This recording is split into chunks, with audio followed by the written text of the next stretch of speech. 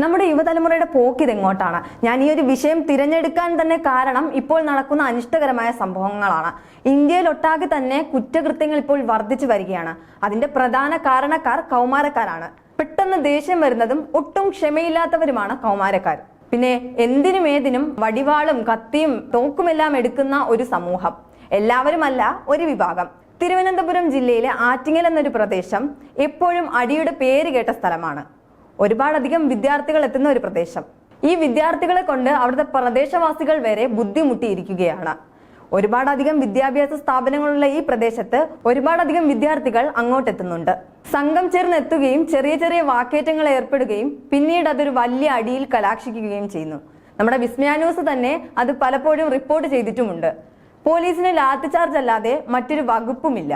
ഒരുപക്ഷെ ജീവിത ചുറ്റുപാടും ജീവിത സാഹചര്യങ്ങളും സ്കൂളിലേക്ക് എത്തുന്ന ലഹരി പദാർത്ഥങ്ങളുമാണ് ഈ കുട്ടികളെ മാറ്റിയെടുക്കുന്നത്.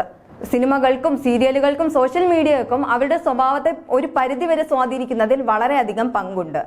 പിന്നെ നമ്മുടെ നിയമം വളരെയധികം ശക്തമല്ലെന്ന കാര്യം നമുക്ക് നന്നായിട്ടറിയാം. അതാണ് അവരുടെ ആത്മവിശ്വാസവും. ചെയ്ത തെറ്റിന് അനുയോജ്യമായ ശിക്ഷ ലഭിക്കുന്നില്ല എന്നത് ആ കുട്ടികളെ വീണ്ടും വീണ്ടും തെറ്റുകൾ ചെയ്യാൻ പ്രേരിപ്പിക്കുന്നുണ്ട്. വിദ്യാഭ്യാസ മേഖലയും സാങ്കേതിക മേഖലയും വളരെയധികം ഉയർന്നു നിൽക്കുന്ന, വളരെയധികം വികസിച്ചുകൊണ്ടിരിക്കുന്ന ഈ സമയത്തും നമ്മുടെ കുട്ടികൾ കുറ്റകൃത്യത്തിൽ ഏർപ്പെടുന്നു എന്നത് വളരെയധികം ആശങ്ക ജനിപ്പിക്കുന്ന ഒരു കാര്യമാണ്. നമ്മുടെ സമൂഹത്തിന് തന്നെ ഈ യുവതലമുറ വളരെയധികം ഭീഷണിയായി മാറിക്കൊണ്ടിരിക്കുകയാണ്. ഇതിന് നമുക്ക് എന്ത് ചെയ്യാൻ പറ്റും? ആദ്യം ഇത് വീട്ടിൽ നിന്ന് തന്നെ തുടങ്ങണം.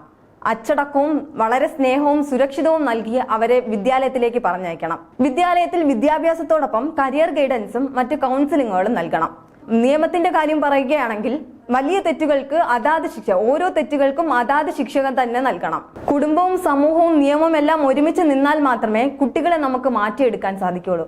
അവർ സമൂഹത്തിന്റെ ഒരു ഭാവിയാണ്. അവർ മറ്റൊരു കുറ്റകൃത്യത്തിലേക്ക് വ്യതിചലിച്ചു പോകുന്നത് നമുക്ക് തീരാത്ത നഷ്ടമാണ്. അതിനാൽ സമാധാനപരമായ അന്തരീക്ഷത്തിൽ അവർ അച്ചടക്കത്തോടെ വളരട്ടെ.